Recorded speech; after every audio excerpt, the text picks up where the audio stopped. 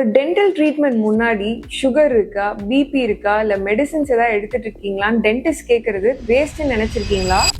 கொஞ்ச நாள் முன்னாடி ஒரு பேஷண்ட் வந்து பல் எடுக்க வந்தாரு. அவருக்கு எல்லாமே நார்மலா இருந்தது.